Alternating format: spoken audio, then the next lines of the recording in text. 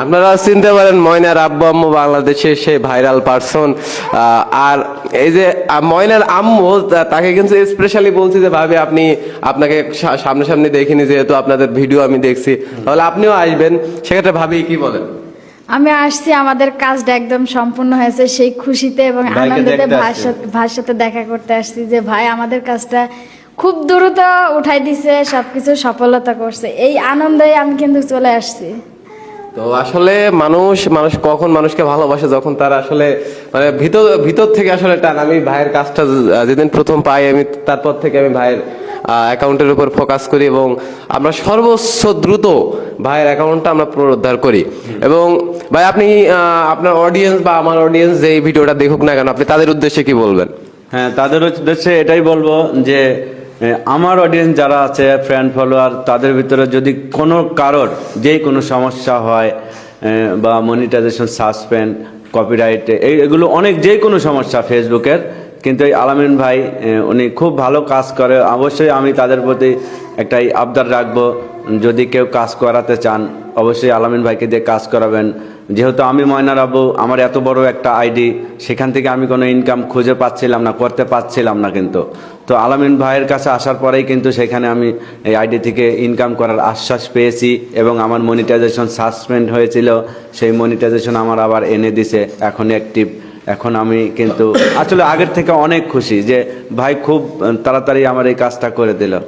এখন ভাই আসলে আবদার শুধু আমার একার না, আমার যে আমার পেছনে থাকা, বিশেষ করে আমার পেছনে থাকা যে আমার টিম মেম্বার আছে, তারা কিন্তু এই অফিসে আছে, হয়তো আমার ক্যামেরার সামনে নাই, তাদের আবদার কিন্তু কখনোই আসলে ভোলার মতো না। আমি একটা কাজ করি কিন্তু আমার থেকে কিন্তু তারা কাজগুলো করে বেশি।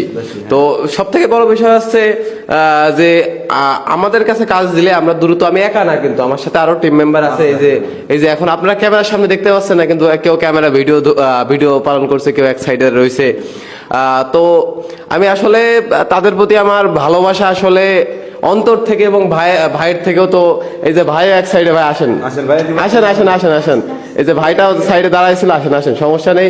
এই যে ভাইয়ের মতন আসলে আরো অনেক টিম মেম্বার আছে, সেগুলো আসলে ক্যামেরার পেছনেই তারা থাকে, সামনে থাকে না। তো তাদের আবদারও ভোলার মতো না। তো আপনাদের যে কোনো সমস্যায় সরাসরি আপনার ভাইকে অনুরোধ করবো, হোয়াটসঅ্যাপ নাম্বারটা দেওয়ার আর কি স্ক্রিনে।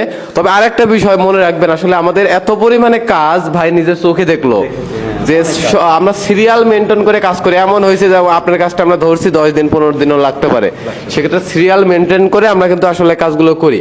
এবং যারা বাংলাদেশ কন্টেন্ট ক্রিয়েটার আছেন, দেখেন ভাই ভিডিওটা দেখছেন, তো তারা সরাসরি আমার সাথে যোগাযোগ না করে ভাইয়ের সাথে যোগাযোগ করবেন।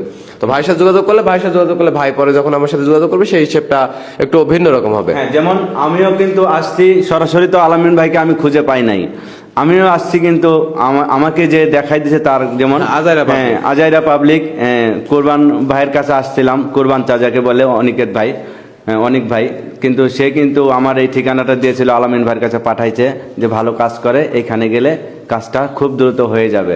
তো এরকম আপনারা যারা এরকম কাজ করাতে চান, অবশ্যই সরাসরি যদি আলামিন ভাইয়ের সাথে কথা বলতে না পারেন, অবশ্যই আমার সাথে যোগাযোগ করবেন, ইনশাল্লাহ আমি আপনাদেরকে আলামিন ভাইয়ের কাছে নিয়ে পর্যন্ত পৌঁছে দেব। ঠিক আছে, ভাইকেও ধন্যবাদ। এখন ভাবি আরেকটু লাস্ট একটু কিছু কথা বলেন, ভিডিওটা অনেক বড় হয়ে গেছে। তারপর আমি ভাবিকে অনুরোধ করছি একটা গান শোনাবেন।